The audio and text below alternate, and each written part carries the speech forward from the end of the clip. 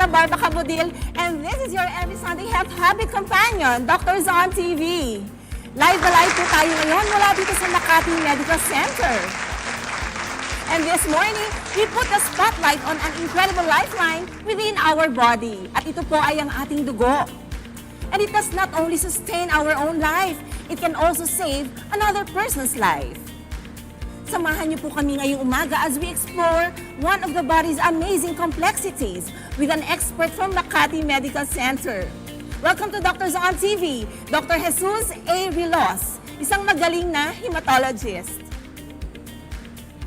Hi, Doc. Good morning. Yeah, good morning. Welcome to Dr. Zon TV. Thank you very much for the invitation. Yeah, It's always nice to join you. And Yes, of course. We're very happy to have you back here. Si Dr. Jespon or Dr. Jesus Rilos has been our suke dito sa ating programa sa Doctors on TV at napakasaya natin na lagi natin siyang katuwang sa pagdadala ng impormasyong pangkalusugan pag sinabing usaping dugo. Marami rin siyang pong natutulungan. Ayan, of course. And we're very happy really, Doc. No? And to begin with, Doc, pag sinabi natin blood or dugo, kasi very common yung word, pero syempre alam natin, very diverse, no? Napakahalaga. Ano ba ito, Doc? Para lang mas ma-review natin ng kaunti ang ating mga kasangbahay. Yeah, babalikan natin yung pinag-aralan natin nung tayo yung mga nasa elementary school pa, yung basic science. Ang dugo is a specialized body fluid, no? It circulates inside of our body in a network that's specifically called the circulatory system. At dahil ito ay nag-uugnay ng mga organs sa loob ng ating katawan, ito ay nagsisilbing isang magandang transport system sa mga pangangailangan ng ating katawan, kagaya ng oxygen, mga sustansya, mga panglaban natin sa infection, at yung inherent na pampalabnaw o pampalapot ng dugo para makasiguro tayong maganda ang daloy ng dugo sa ating Parang katawan. walang traffic, Doc. Yes. Simple linggo. Okay. May added feature ba, but wait, there's more. It also acts as a regulator of our body's temperature mechanism. Oh, yeah, para na-maintain para maayos ang proseso ng ating katawan. Okay, so Doc, so nasabi niyo yung iba't ibang mga functions, no? Pero kung hihimayin natin ng kaunti, ano ba yung mga components ng dugo, Doc? Okay, ang dugo natin ay may liquid at cellular component. Yung liquid component, dito dumadaloy, ito yung fluid. Ang tawag dito yung plasma. Dito dumadaloy yung mga proteins, mga hormones, nandiyan yung sugar, na nagdadala ng mga kailangan ng iba't ibang organs at pabalik para linisin yung katawan. Dito naman lumalabas yung carbon dioxide, yung mga waste products Yung mga ng hindi different kailangan ng organs. katawan. Yes, Okay, so basically parang siya, delivery system. Yup, yun yung plasma. Yung cellular portions, nandun naman yung red blood cell, kung saan kung saan nakikita ang hemoglobin na nagdadala ng oxygen pagkatapos itong dumaan sa lungs, yung mga white blood cells na panglaban natin sa infection, at yung platelets, yung tumutulong para huwag tayo duguin or para mabilis gumaling at matuyo ang mga sugat ng ating katawan. So I'm sure na so basically, nagkakaroon ngayon ng idea yung mga ating tagapanood kung bakit pag di ba laging nagpapakuha ng CBC, bakit ba laging nagpapakuha? So basically, ito yung mga laman complete blood count. Pero pupuntahan natin yan, Doc, maya-maya. No? Pero paano nga ba nabubuo ang dugo ng isang tao sa katawan, Doc? Okay, ang tawag dito ay hematopoiesis. Medyo malalim, technical word, pero magandang malaman. Nosebleed yung spelling, Doc. Yun ang proseso ng paggagawa ng dugo. Ito ay nangyayari sa loob ng bone marrow, yung bulalo, yung kinakain natin, yung malambot na bahagi ng buto, yung nasa gitna na nakikita sa mga ribs, sa ating pelvis or sa hips, at sa mahahabang buto. Dito ginagawa ang dugo. Ito ay pinagtutulungan ng iba't ibang organs. Yung stimulant ng paggawa ng pulang dugo ay nanggagaling sa kidney. Yung mga ibang proteins naman sa paggawa ng platelets, ibang clotting factors, ay nanggagaling sa liver. At nag-ooperate ito based on the needs of the body. May mga feedback mechanism. Kung ano yung kailangan ng katawan natin, yun ang ginagawa ng bone marrow. At isa pa, idadagdag ko lang yung immune system. Kung anong kailangan natin, may invader, may bacteria, virus o pumasok sa katawan, pag na-activate ang immune system, maglalabas to ng mga, again, technical cytokines na magsistimulate sa puting dugo natin para kalabanin at Ang laban. pigilin yung paglala ng infection. Okay. So, Dok, pero gano'n nga bang karami yung dugo ng isang tao sa kanyang katawan? Kasi, di ba yung iba nagpapanik na sila pagka, kunyari, konting nagpakuha ng, kunyari, kukuha lang ng blood sample. Lalo na yung iba pagka nagdo-donate, baka mami maubusan ka ng dugo. Okay, yung mga regular na blood extraction, kaunti lang naman yun. Siguro 4, 5, 10 ml or maximum 15 ml, depende sa test na pinapagawa. Yung blood donation, 450 ml lang.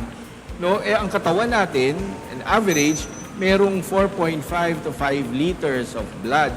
So, hindi talaga mauubos. Pero in terms of donation, syempre may paghahanda yun. Kailangan maayos yung fluid status natin bago natin payagang mag-donate. Okay, so may mga criteria na dapat ma-meet. Yeah. Okay, so pero in the event, Doc, na kunyari biglang kinulang ang dugo ng isang individual sa kanyang katawan, ano yung mga consequences, ano yung mga pwedeng mangyari? Yun ang mahirap dahil sinasabi natin ito ay tagapagdala ng mga mahahalagang pangangailangan ng bawat organs, mahihirapan yung mga organs. Kung kulang sa dugo, paano at hindi madadaluyan ng dugo ang ating mga organs, yung puso natin manghihina, bababa ang blood pressure, at ang hindi nabigyan ng oxygen at iba-ibang organs ng katawan natin, doon magkakaroon ng shock at unfortunately, mauuwi sa kamatayan. Sa shock, no, Doc? Pagka nagkaroon ng hypovolemic shock na Yes. tinatawag. Okay. Pero, Doc, di ba ito, kanina na-mention ko rin yung sa CBC, bakit ba nga ba pag may sakit ang isang tao, lagi na lang daw nire-request tong complete blood count? Dahil ito ay umiikot sa iba't ibang parte ng katawan, yung mga hindi magandang nangyayari sa mga organs ay magre-reflect dun sa composition ng dugo. So, kagaya na nasabi ko kanina, may infection, may pumasok na bacteria or virus, so, at nag-activate ang immune system, gigisingin ito ang mga puting dugo na magparami at umikot sa katawan para harapin yung invader. Kaya napapansin natin, pag may infection, tinitingnan natin ang white blood cell count sa CBC. Yes. Okay.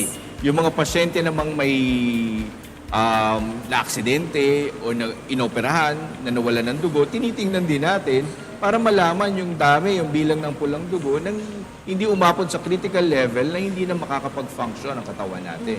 Ganun din kung may dengue, alam nating bumababa yung platelets, yun din ang minomonitor natin para makasigurong hindi kukulangin ng platelets yung pasyente at hindi siya duduguin. Okay, so basically, kaya ganun napakahalaga ng complete blood count. Yes, Ito yung very basic, yeah, very ito yung basic. very basic, pero mura ang complete blood count. Alam natin Mura yan. at marami tayong Yeah. makukuhang information. Okay, so para malaman kung bibigyan ng direksyon ang kanyang doktor, ang isang manggagamot, kung paano ba yung management na ibibigay sa sa kanyang pasyente. But of course, may mga kasama pang mga nire-request Yes. dito. But of course, ang maganda may basic CBC. Okay? So both for yeah. diagnosis and management. Management, for treatment. monitoring, Doc, Yes. no? Okay, so kasi pag, kunyari, may infection ng isang pasyente, kunyari, UTI na simple, okay, so tataas Na nagsimula na yan. mataas ang WBC, Mataas ang alam natin may WBC. infection. Kung maayos at tama ang paggagamot, unti-unting bababa yung puting dugo Oh, okay. na reflective or reflection na gumagaling ang pasyente. Oh, yan. So, pauulit din ang kanyang urinalysis. Makikita Yes. na, okay, healed na pala. So, that's it, no? Yes. So, okay, compatibility yung tinatawag. Okay, so, ano nga ba yung iba't ibang blood types? Okay, babalik ulit tayo sa basic science. Sige po. Dun sa antigen-antibody system natin. Ang antigens ay mga particle or proteins na nakikita sa ating mga cells na nagbibigay sa kanya ng identification. So, depende sa kung anong antigen meron yung cell, yun ang kanyang blood type. So, yung antibody naman, yung counterpart na kalaban.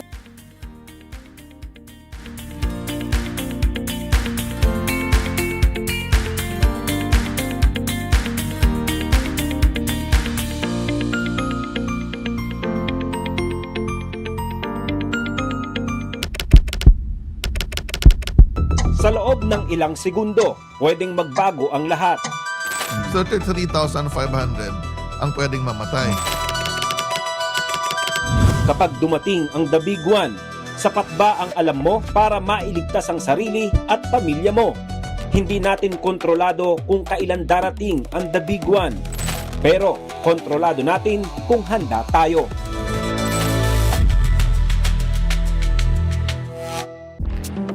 Iba na ang mundo ngayon. Ang pag-scam, online na rin. At sa isang iglap, maaaring mawala ang buong buhay mong pinag-ipunan, buong buhay mong pinaghirapan. Mag-ingat sa mga website na hindi lehitimo, mga link na ipinadala sa pamamagitan ng text o online messages, lalo na kung hindi mo naman ito hinihingi. Ang one-time password at online account app password ay personal. Huwag ipaalam sa iba. Kung na-scam, palitan agad ang password ng iyong account at mag-report sa mga otoridad. Hindi biro ang ma-scam online. Buhay at kinabukasan ng pamilya ang nakataya dito. Kaya todo ingat, mga kasangbahay. Isang paalala mula sa UNTV, your public service channel.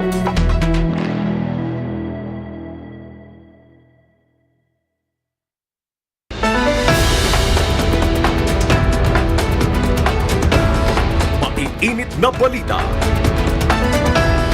Mabilis. At una sa mga balita ngayong tanghali. Mapagkakatiwalaan. Pinag-aaralan ng Department of Labor and Employment o DOLE Pinalawak pa ng Philippine National Police o PNP ang pagbabantay sa seguridad. Mga pangyayaring agad dapat malaman. Serbisyo publikong hatid sa ating mga kababayan. UNTV C-News. May balita saan mang panig ng daigdig. Ihahatid ni Luella de Cordova at Aga Kaakbay. Lunes hanggang Biyernes. Alas 11:30 ng tanghali. Dito lamang sa UNTV, your public service channel.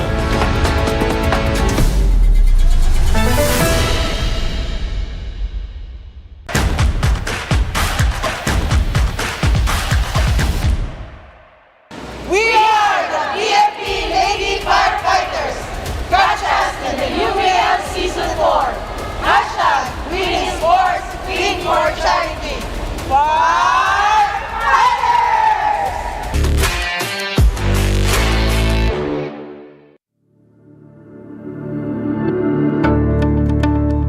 Ants are evidently one of the most hard-working insects. Researchers observed that an average worker ant rests for as little as 5 hours. But long before scientific studies figured this out, the Bible acknowledged these tiny creatures and gave us this wise advice. In Proverbs chapter 6 verse 6 it says, "Go to the ant, thou sluggard, consider her ways and be wise." The Bible also pointed out how we can learn from ants in preparing ahead of time, as is stated from Proverbs chapter 30 verse 25. The ants are a people not strong, yet they prepare their meat in the summer. Learn more about ants from the most informative book of all time. This is UNTV, reminding you to make it a habit to read the Bible.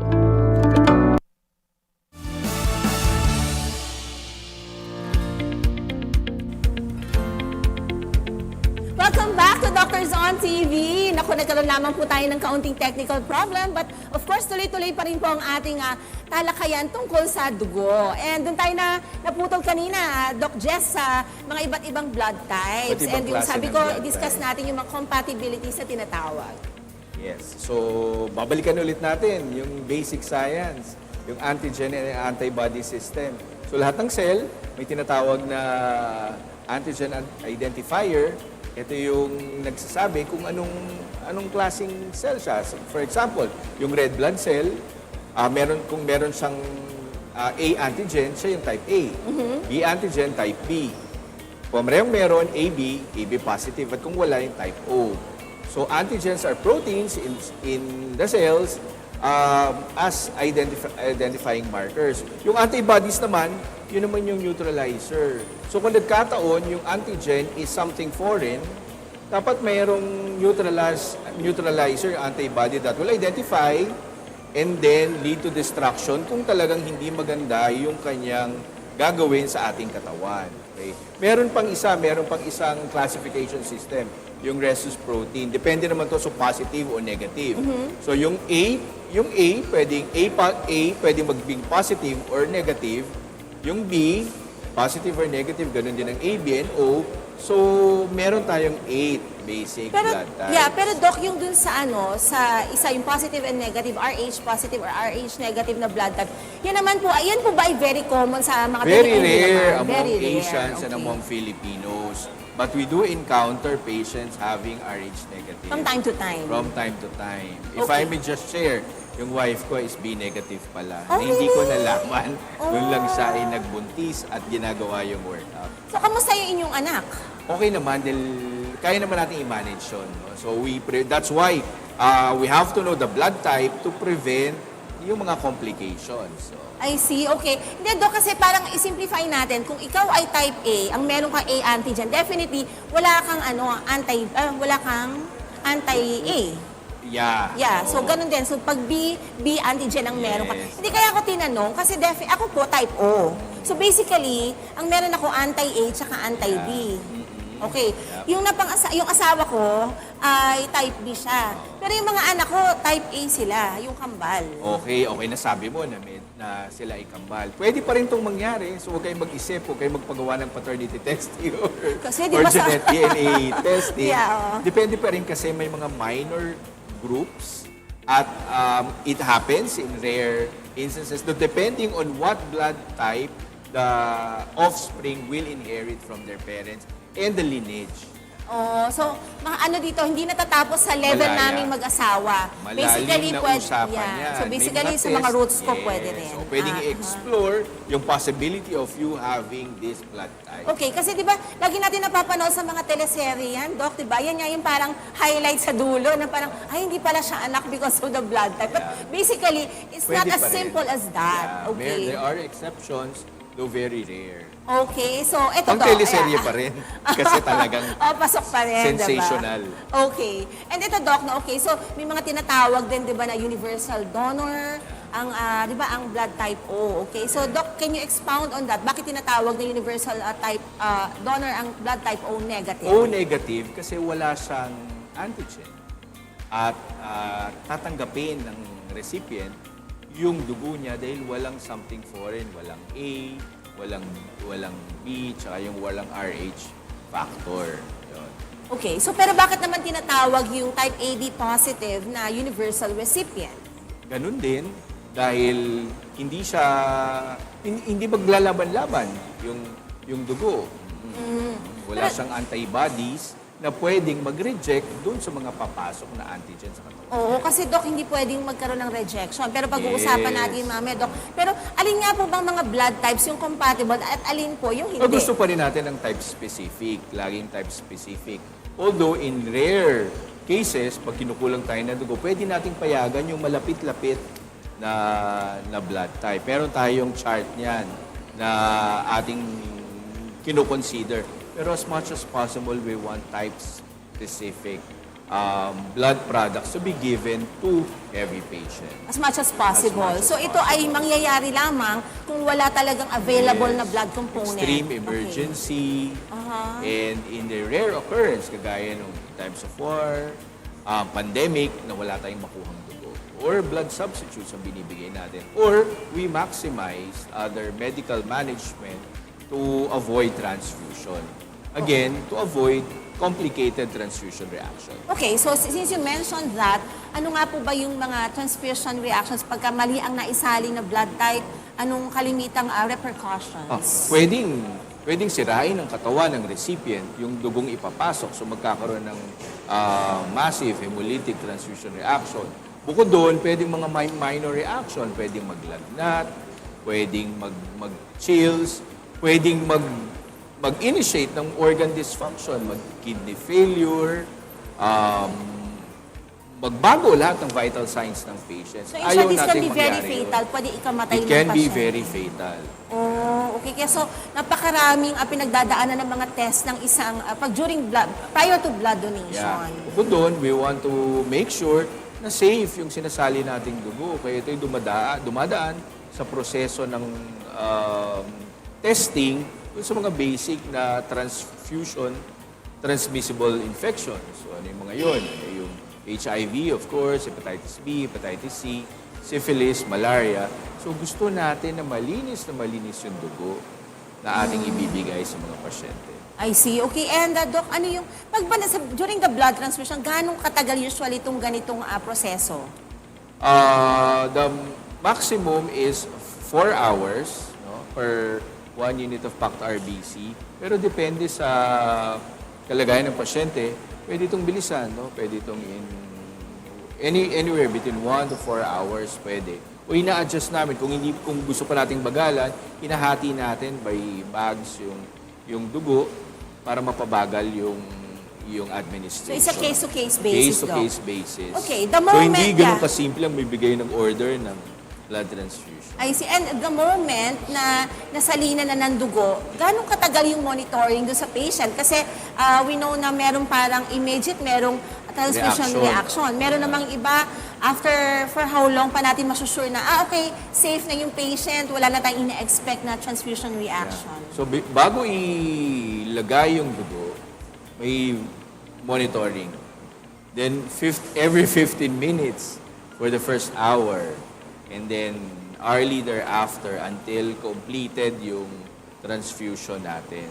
And we can request for CBC hours after transfusion to check if the blood transfuse is effective enough or if the recovery is as expected. Or siguro it depends on the indication of the blood transfusion. Yeah. Kung ano yung component na pinadala. Kasi po, ang nakikita natin lagi na parang sa blood transfusion, yung parang pula lang na nasa blood bag. But it happens po na pwedeng may specific na component lang ang ibinibigay po sa isang For pasyente. example, yung platelets, di ba? Mabilis lang ang transfusion ng platelets. Eh. So that's free-flowing, kagaya ng plasma. At hindi naman lagi ding after every 6 hours yung monitoring. We can actually check, o yung pag-check ng CBC, post-transfusion, we can do it, 15 minutes or even an hour after transfusion to check the recovery of these cells, no? Ang mahirap kasi, lalo na kung ang pasyente ay nagdudugo, mahirap maghintay, no? Baka mamaya, nagsalin ka nga ng dugo, pero tuloy-tuloy ang bleeding, mahuhuli ka in terms of monitoring. Kaya nangyayari rin ba minsan double line, dalawang dugo ang So, sinasayang? tamang-tama yung sinabi mo na case-to-case basis, yung ordering of blood, yung transfusion rate, yung monitoring. Although we have standards that we follow for quality control. But generally speaking, blood transfusion is very safe naman. Yeah, because we make sure that blood is safe. Yeah, and the patients are monitored. Hindi lang pala doon, sinisimulan pa yan sa blood donation pa lang. Well screened na yung mga donors at yung dugo ay sinusuring mabuti. At saka, Doc, diba, even the transport ng blood, talagang very Kasama particular yun. dyan. Yung storage, Oo, yung temperature ng dugo Yeah, sa blood bank, oo. lahat ito ay may quality control. Ayan, okay, nako, marami pa pala tayong hindi alam tungkol sa dugo, mga kasambahay, nako, at mas marami pa tayong matutuklasan sa susunod na bahagi ng ating programa, nako, at sino nga ba ang mga pwedeng mag-donate ng dugo? Nako, gaano karaming dugo nga din ba ang nababawas sa tao sa isang blood donation? Stay tuned dahil sasagutin niya ni Dr. Relos. Magbabalik po ang Doctors on TV.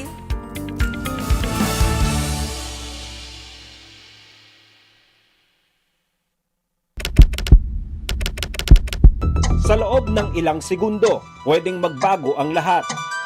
33,500 ang pwedeng mamatay. Kapag dumating ang The Big One, sapat ba ang alam mo para mailigtas ang sarili at pamilya mo? Hindi natin kontrolado kung kailan darating ang The Big One. Pero kontrolado natin kung handa tayo.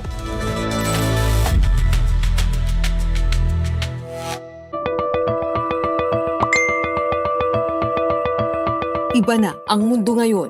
Ang pag-scam, online na rin. At sa isang iglap, maaaring mawala ang buong buhay mong pinag-ipunan. Buong buhay mong pinaghirapan. Mag-ingat sa mga website na hindi lehitimo.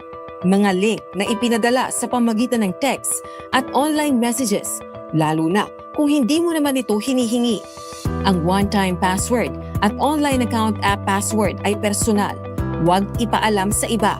Kung na-scam, palitan agad ang password ng iyong account at mag-report sa mga otoridad. Hindi biro ang ma-scam online. Buhay at kinabukasan ng pamilya ang nakataya dito. Kaya todo ingat mga kasangbahay.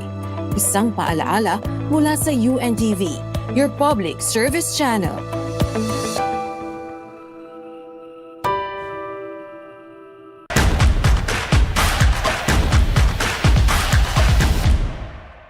We are the PNP Lady Patrollers.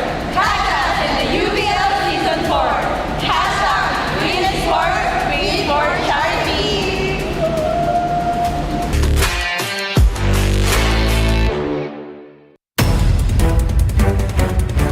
Sa bawat oras, bawat pangyayari, ang balita ay mahalaga.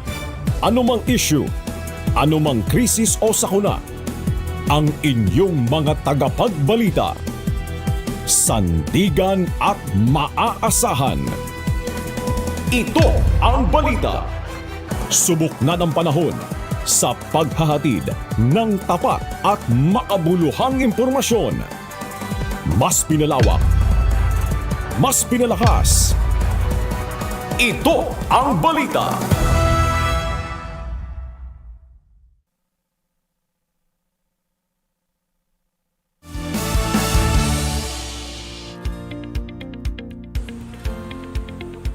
Nagbabalik po ang Doctors on TV. Now, let's dig deeper and discuss why blood donation matters.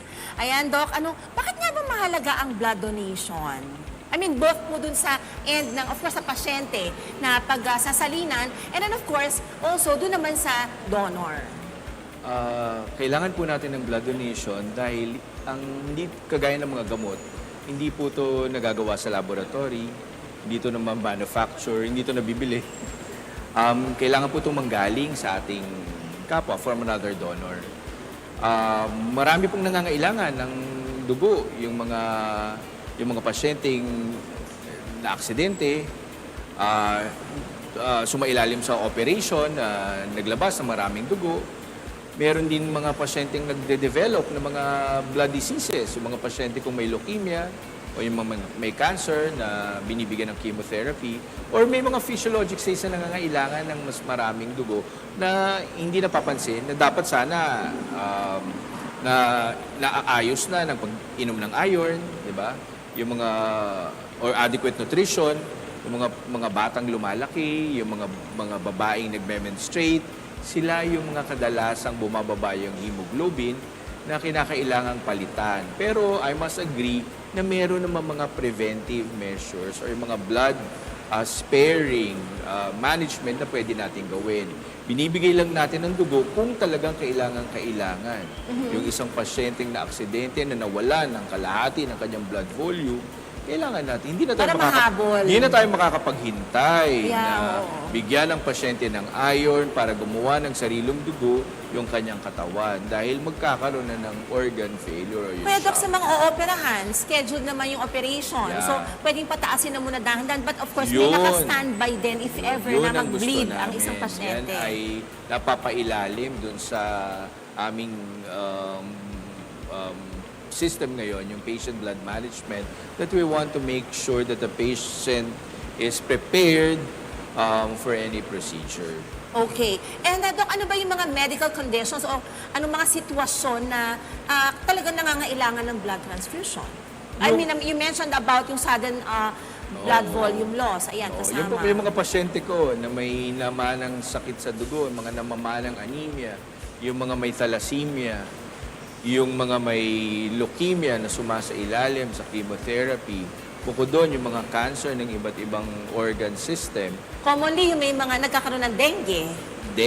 Dengue, pero kadalasan, hindi na natutuloy yung transfusion. No? Nahahabol ang platelets. Nahahabol naman, kinakaya na natin as long as the patient is being monitored.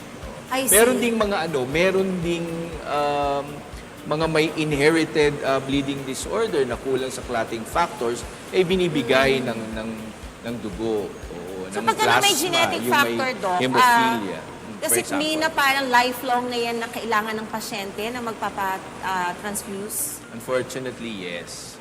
Oh, okay. And Doc, sa average po, gaanong karaming dugo ang kailangan sa bansa na bawat araw? I mean, do you have the figures? Okay, meron mga reported no na figures na yung according daw dun sa general data natin, yung mga 1,000 to 2,000 bags per day. Pero dito na lang tayo sa experience natin sa Makati Med, no. Kami nakakatanggap ng mga up to 20 requests for blood per day. Ang marami dating rin. ng ating mga blood donors, madalang pa sa patak ng ulan tuwing summer. So, pwedeng 0, masaya na tayo kung may 1 or 2 walk-in donors na mabuti na lang sa ating aggressive na campaign na panawagan para sa mga blood donors, dumadami-dami sila. Naku, At ito nga, natutugunan yung ating pangangailangan sa dugo. Yeah, good that you mentioned that. So sa mga nanonood po, dapat we should be open to, donating blood. But of course, isi-screen naman din. Yeah, And, may screening, merong mga eligibility criteria. Sige, Doc, i-elaborate niyan. Yeah. Sino ba yung mga qualified na mag-donate ng Basically, blood? kailangan alam mo na ikaw ay malusog. Maganda yung iyong pangangatawan para kayanin yung blood donation process. Dapat it's ay adult, no? So 18 years old, up to 60 years old, at least 50 kilogram. At alam mong wala kang nakakahawang sakit. Yung mga nabanggit ko kaninang mga blood-borne transfusion transmissible infections. Kung ikaw ay hypertensive, dapat controlled. Kung ikaw ay diabetic, dapat controlled, no? Pinapayagan na rin natin yung mga nagpatattoo. Kaya lang merong temporary deferral for at least 1 year. Kasama dun yung mga Kasama may ba ear yun? piercing. Pero Doc, di ba yung iba? Kasi nung araw, ang tinitingnan, kasi medtech po ang pre-med ko eh. So isa kami sa mga nagsiscreen also kung, teka, kamusta, may mga tattoo ba, ganyan. Pero now, ang dami talaga may mga aesthetic tattoo or cosmetic tattoo. Tinitingnan ko kasama nga rin ba eh. yan, Doc? Ay, wala ako. Takot ako sa needles, Doc. Oo. Okay, so kasama Pwede rin ba yan? kasama yun. Actually, dahil yan ay ginagawa sa isang reputable, no, na institution Facilities, or yeah. under medical supervision, alam natin na yung sterility, yung mga ginagamit na karayom ay malinis at mababa ang Chances, chance na yeah. magkaroon ng mga blood-borne diseases. Pinapayagan na natin yan. Okay. So, good that you mentioned na parang pwedeng i-delay muna kapag kunyari nalaman na kakatato lang last week. So, usually, on the average, ano ba yung mga duration of 1 time year. duration? 1 year 1 year, bawal. yes. 12 months, yan. Yung ear piercing and Okay. tattoo. Pero for clarity sa ating mga viewers, bakit niya kailangang i-delay for that certain period of time? Kasi titingnan natin kung may posibleng nag-contaminate, no, na Bloodborne diseases ba bloodborne yan, Doc? diseases na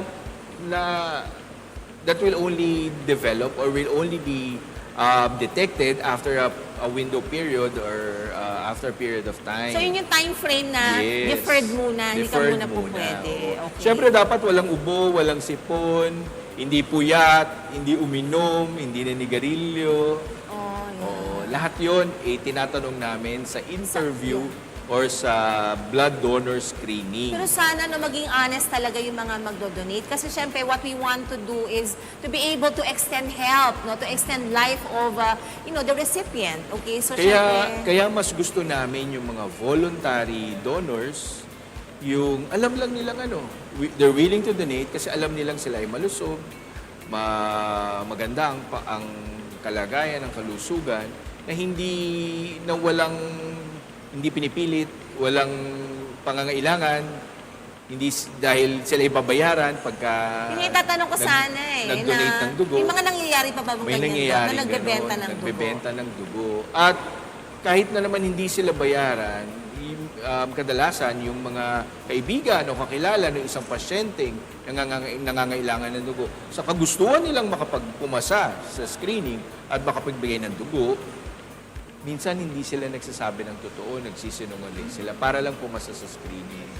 Ngayon, pwedeng, okay, malinis naman sila, maayos, pero tayo ay concerned din sa health ng pasyente.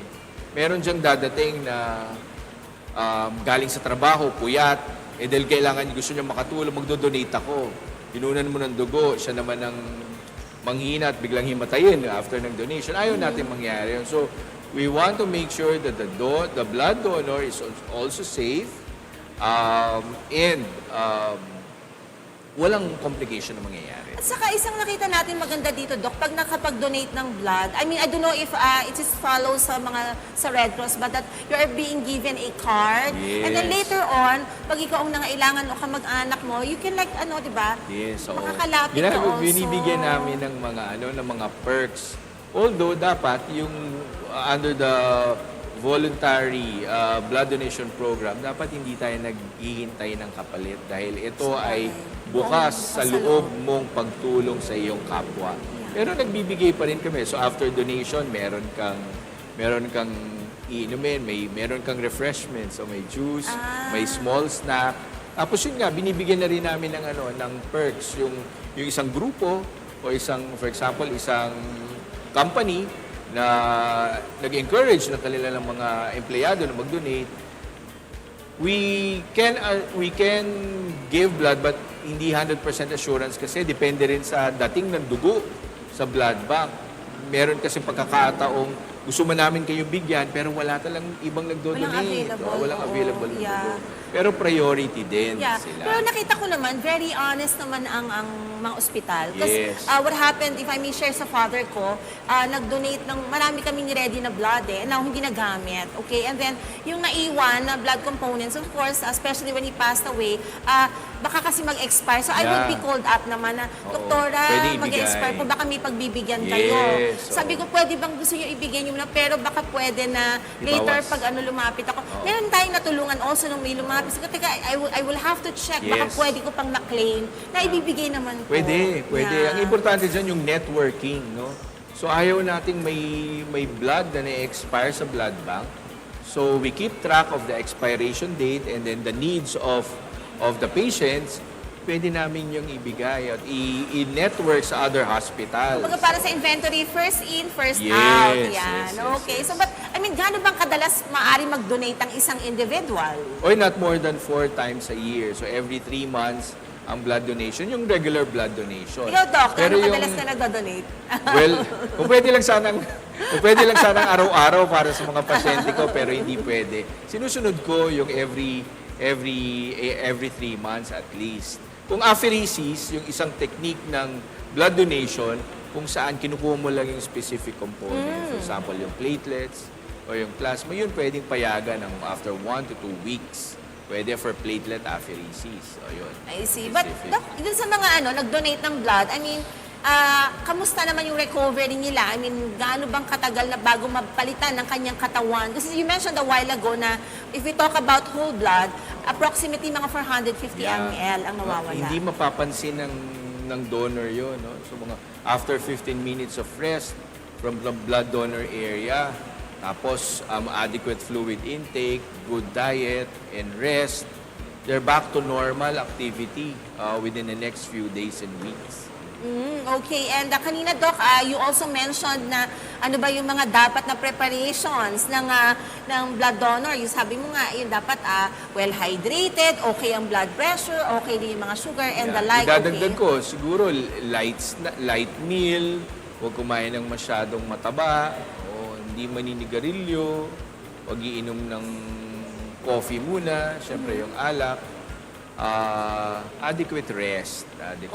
Okay. And after the donation naman, usually, what do we give na instructions sa kanila?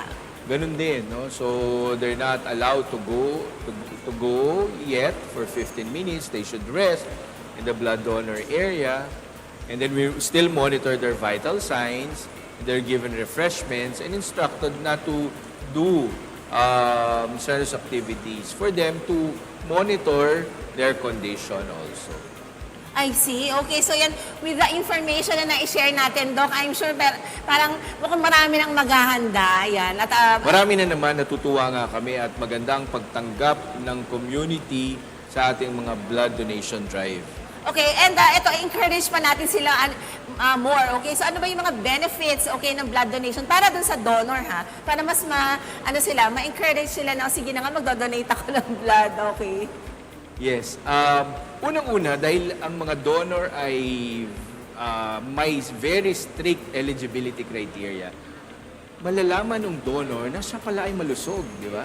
So may libreng may free check-up and examination that you are healthy enough, tsaka wala kang mga bloodborne transfusion transmissible infection dahil nakapasa ka sa screening. That's one. Tapos sinasabi nila na nakakapayat daw, pero that's a myth lang also. So hindi pwedeng gawing weight reduction program Pero ang blood feeling ko kung donation. totoo yun, mas marami magdodonate. Hindi. Mabilis yan mapalitan ng tubig na iinumin after. So that's not true.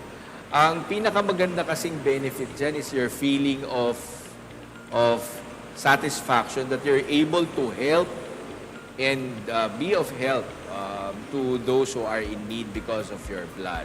I see. Pero Doc, siguro on the side, okay ba na i-mention ko din na on the side, but of course, syempre, this shouldn't be the primary reason for Yeah. donating as like what you said, no? Pero yung, kasi marami rin itetest yun eh, o di nakalibre ka. Nakalibre Nalaman na. mo, wala Yun kang nga. hepatitis, Wala wala kang HIV. di ba? Syphilis. Syphilis. But, Malaria. I mean, will the donor be able to know kung naibigay yung Yeah. blood niya or not? Yeah, malalaman niya. Oh, kasi before you Pwede. even get the 450 ml from the donor, meron muna mga sample test, Yeah. di ba? Tama? Before Tama. maituloy? Oh, Yup. okay. So, di ba napakaraming benepisyo ang makasangbahay, no? Kaya maganda ay consider nating mag-donate po ng dugo. Ayan, marami tayong matutulungan. Ayan. And of course, eto Doc, no? Sa mga maaaring mag-donate ng blood dito sa Makati Medical Center, paano ba makakapag-donate ang publiko? Meron po kaming blood transfusion service under the Department of Pathology. Ito po ay nasa second floor ng aming Tower 2 building. At bukas po kami simula alas 8 ng umaga hanggang alas 10 ng gabi. At open din kami sa pakikipagtulungan at pakikipag-usap ng mga special mobile blood donation drive kung saan kami ang pwedeng pumunta sa inyong mga opisina, factory, or any institution para maging madali sa inyong mga empleyado na magbigay ng dugo. O yan, o, di ba? Pupunta na sa inyo, right, at your office. Yeah. Okay, so parang yan pwede mo Meron na kaming yan. donor recruitment officer na makikipag-usap sa inyo at makikipagtulungan para maging maayos ang pagdodonate ng blood. Ayan, so sana maganda i-consider rin ng corporate world, okay? So para Yes. mas maraming makapag-donate ng blood at mas marami pong mapapahabang buhay, okay, na ating mga kababayan. And then, of course, ako, thank you very much, Doc Jess, no? At you, naparaming Dr. information. Sara. Thank you very much for your generous input. But of course, hindi pa tayo tapos, no? Ngayon naman kasi let's bust some myths about our blood and blood donation. It's time for Mythbuster.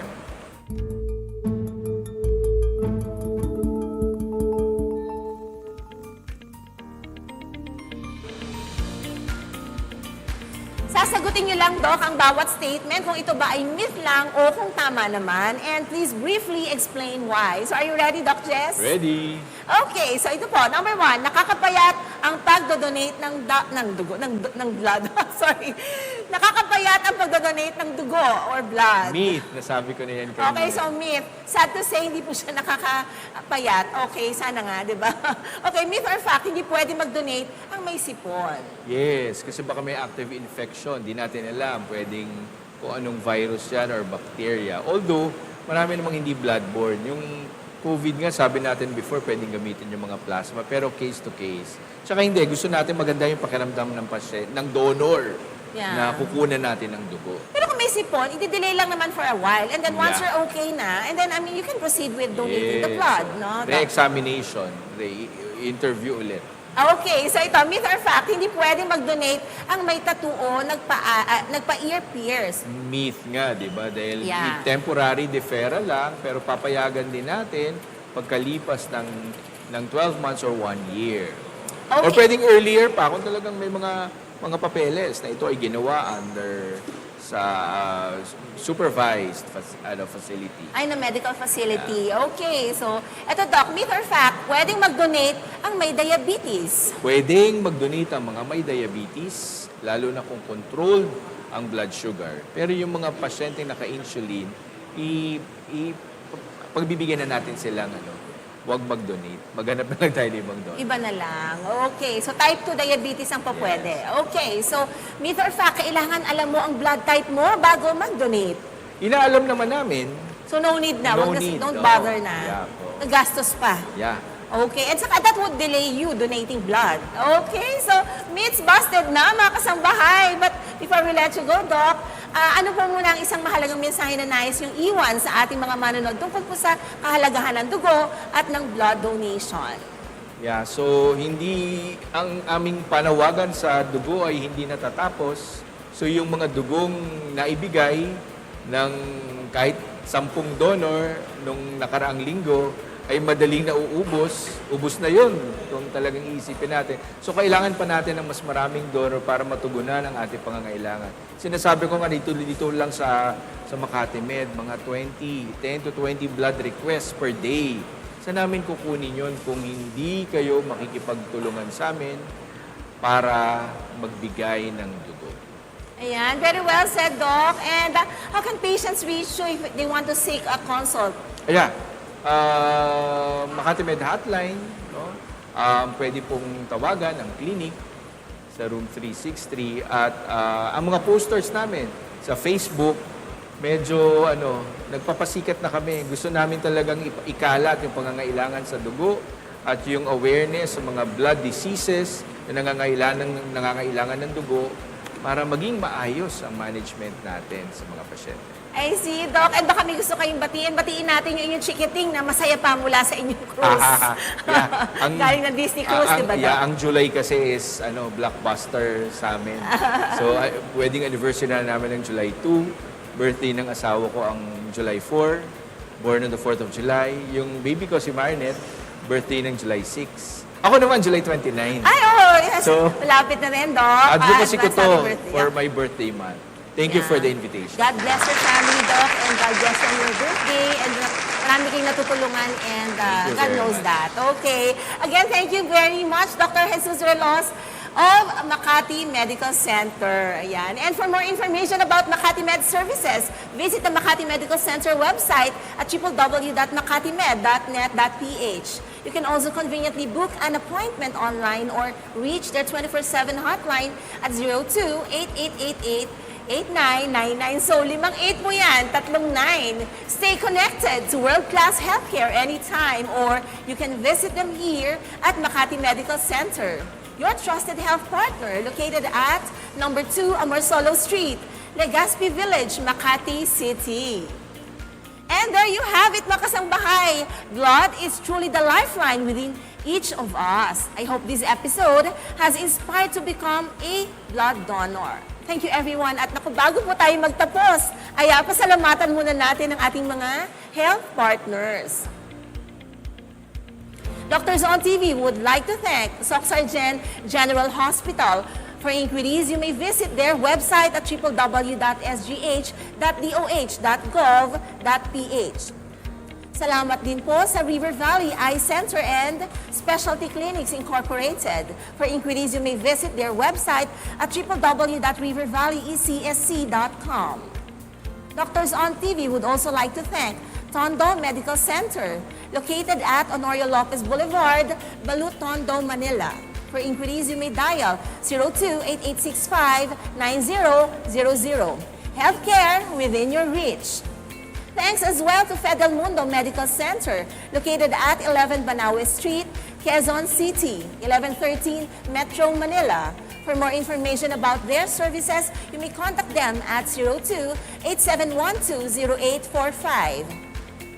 Also, St. Thomas Eye Center,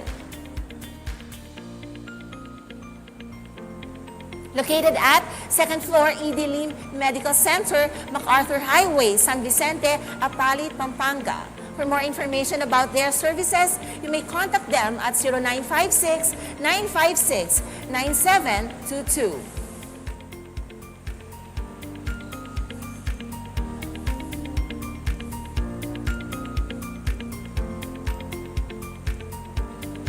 And also, Doctors on TV would like to thank Makati Medical Center, Medical Director, Interim Co-President and CEO, Dr. Saturnino P. Javier.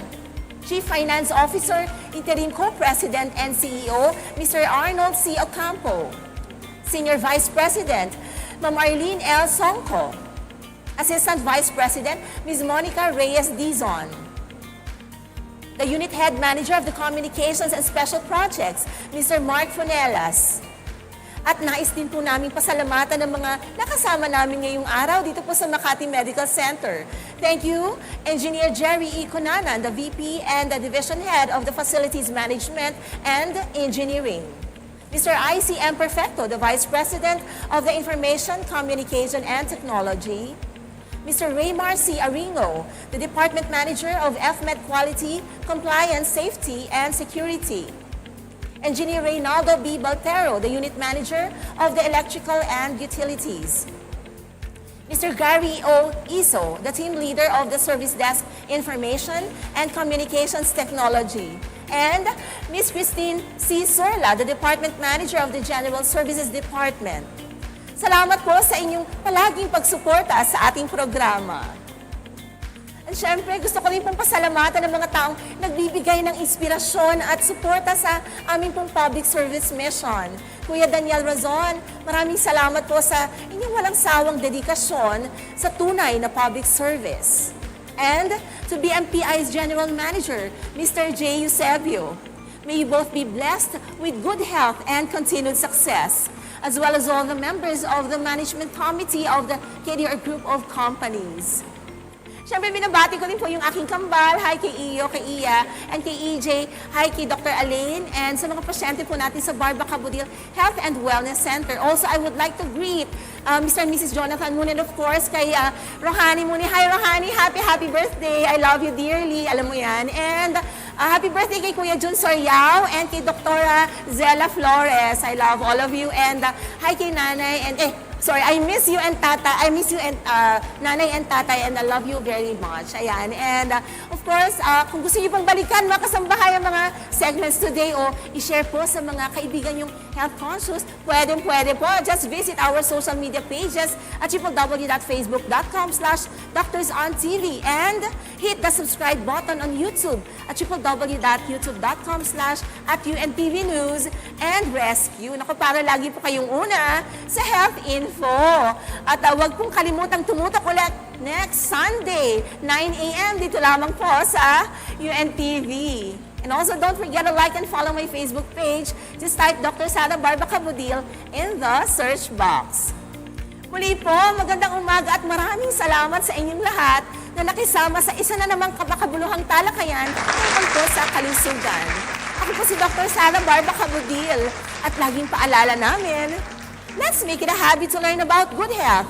Only here at Doctors on TV.